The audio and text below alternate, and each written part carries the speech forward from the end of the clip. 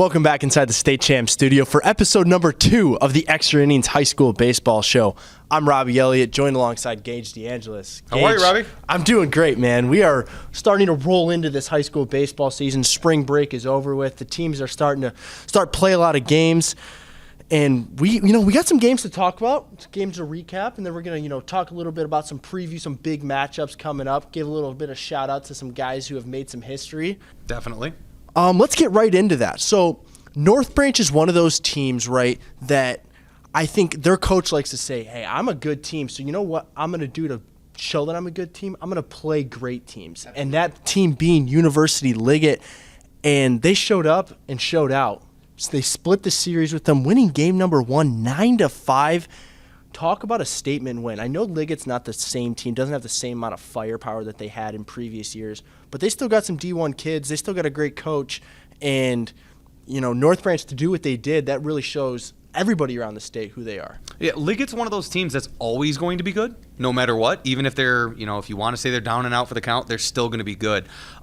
Pitching coach Justin Robinson over there is going to make their pitching staff be great. It's a matter of splitting. You want to take both games. You have to, especially when you're getting ready for that state tournament.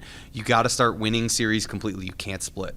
Absolutely. And like you said, Justin Robinson being a guy that's, going to make his pitchers great. Preston Barr, in that win that they did get in game number 2, he went 3 innings and had 8 Ks.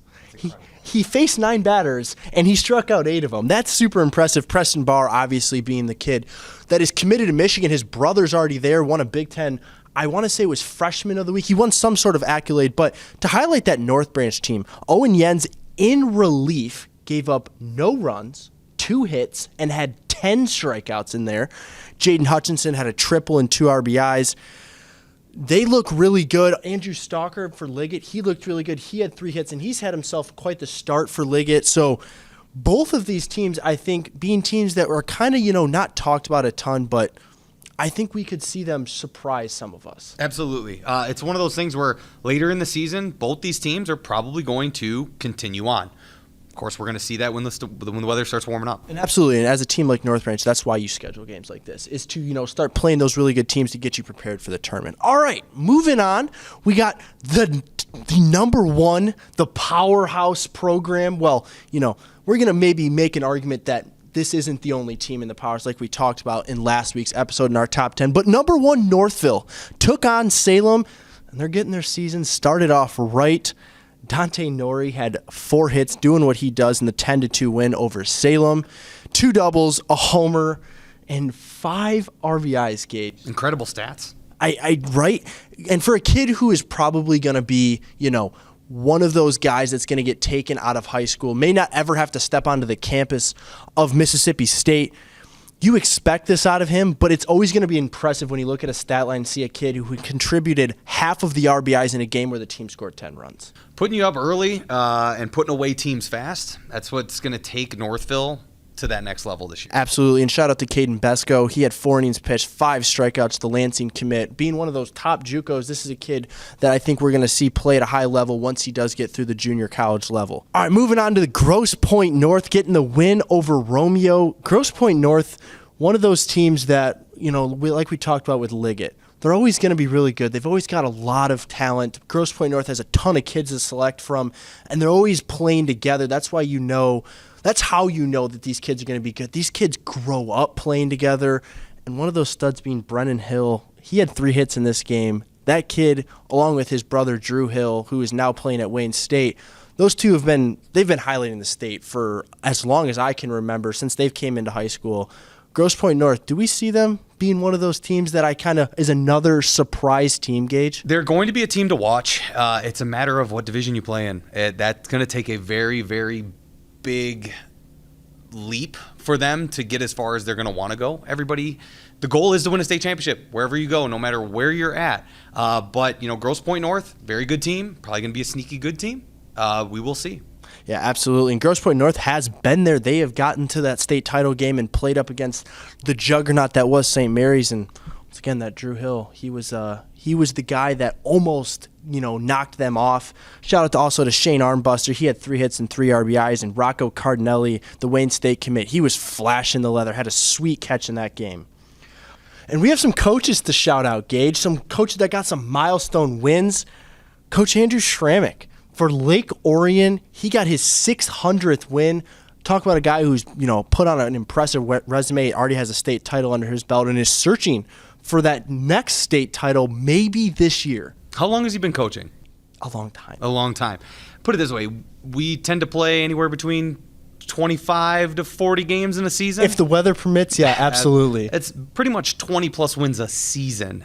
Incredible numbers. Absolutely. You win 30 games in a baseball season, that's really good.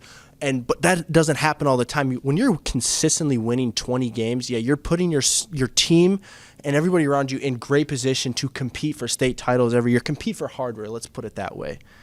And the other man who has a huge, huge milestone win, that being the guy who I would say gets a lot of credit for Michigan high school baseball being where it's at today, that being Dan Greaseball over at Grosse Pointe South, getting his 900th win, Gage. With a team who's really good this year. It's one of those things, we were talking about 600 wins being 20-plus wins a season.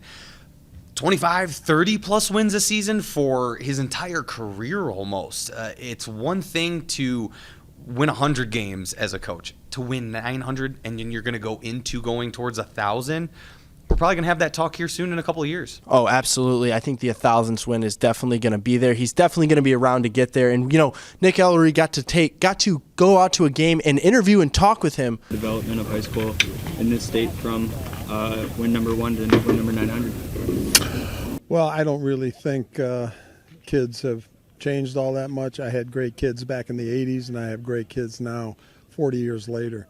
They're very motivated, they're hardworking, they're great students, and they're great people, which is more important. And I've just been very blessed and fortunate to be able to coach here for 40 years.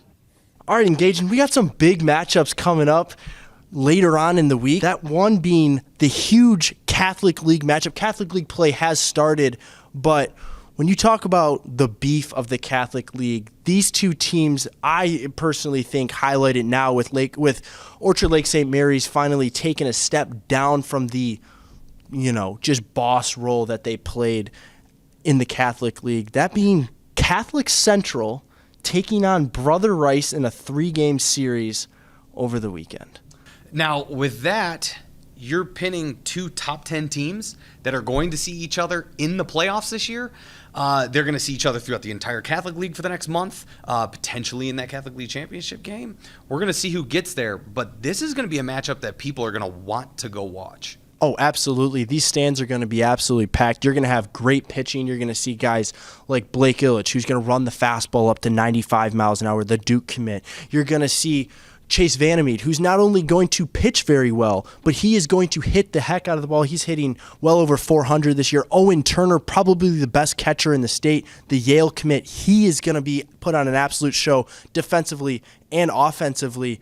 And then for CC, they got dudes as well, and they're going to match up super well with this pitching juggernaut, that rotation that Brother Rice has. And we also want to talk about some teams that are on the west side, right? Southeast Michigan, Metro Detroit area gets a lot of credit for having great baseball. But, Gage, me and you both talked about off air before the show that the west side has a lot of teams, too, that deserve to get a lot of love. One of those teams being Rockford. Rockford, can't speak enough about them. 11 college commits on a team returning 12. Impressive numbers there. Andrew Landis headed to Oakland University, who last year hit 371, and he only struck out twice the entire season. Talk about plate appearance. Yep. You talk about you play 40 games, right? You get, let's say you get 4 at-bats in every single one of those games. It's 160, and you're striking out twice. And you striking out twice. That's elite bat-to-ball skills. Some other kids to kind of talk about over at Rockford, again, returning college commits. You have Sam Schumacher. Schumacher, okay, perfect. And if I did that wrong, I apologize. Grand Rapids CC commit. You're going to see Aiden Shaws, Aquinas commit. He's going to be the catcher. You're going to see he's going to catch. He's also going to see some time on the mound. Jackson Weibel will be behind the plate. He's going to be replacing that 3-year starter of Matt Vanderhout to graduation. And then you have the Scarta twins. You have Michael and Peyton. Something about Michael is going to be one of the top one of those top first basemen that are playing in the state this year. He's committed to Davenport. Hit .398 last year, 34 RBIs, 28 runs scored, 5 homers, 7 doubles, 3 triples. Tough bat to get out. And his brother Peyton, playing center field, his twin, he's returning after hitting .357, both left-handed bats. Don't forget about that. It's hard to find good left-handed hitting. Gavin Inglesman, committed to Kellogg. He's returning bat, hitting .294, as well as Hayden Noakes.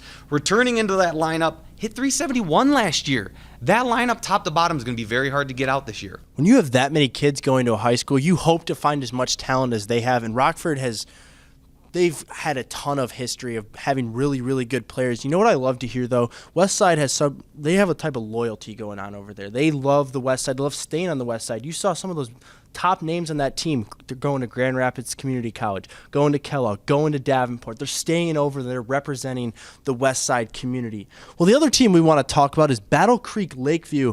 We just talked about a couple brothers, right? The Scarter brothers. Well, the Kucherick brothers. Both of them going to play at Kellogg Community College, one of also the top JUCOs in this state. You talk about JUCOs, right? Lansing and Kellogg are two to highlight. When you hear kids going to play there, you know they're legit kids. And playing JUCO is no slouch. Let's put it that way. I also want to highlight that. The JUCO competition in this state is great. But both of these boys being 4-year starters, oh, yeah, and they were captains together. That is unreal. Both of them hitting over 400, each of them having almost 50 hits on the year. And then Keegan Hutchinson, he's going to go play his college baseball down at Madonna University. He's a 3-year starter. So the west side of the state, as much as they may not get the love in the first episode, we want to make sure, and we will promise that they are going to get the love because there's tons of talent over there. So we will continue to bring over the West Side love. Zeeland East is going to be another team I know we're going to talk about as they play in some big matchups. You had them in your top 10. Yeah, I did have them in my top 10. I think a lot of people do. But yeah, so that's about it. We have some big games coming up. Catholic League's going to be fun to watch. Had some big games that we got to talk about, and I'm looking forward to see, the results that come from the first real week of play here in the state of Michigan. Yeah, same here. We got some undefeated teams that might lose their first game. Hey, absolutely, and that's why we cover it, right? Because you never know. You never know. And well, that's going to wrap up the show. Thank you so much for watching, and we will see you next week. State Champs Extra Innings is presented by Lawrence Technological University. Be curious, make magic. Extra Innings is also brought to you by the Michigan High School Athletic Association, promoting the value and values of educational athletics. The Michigan Army National Guard, a proud sponsor of the MHSAA. And the Detroit Athletic Club Foundation's Michigan High School Male and Female Athlete of the Year Award.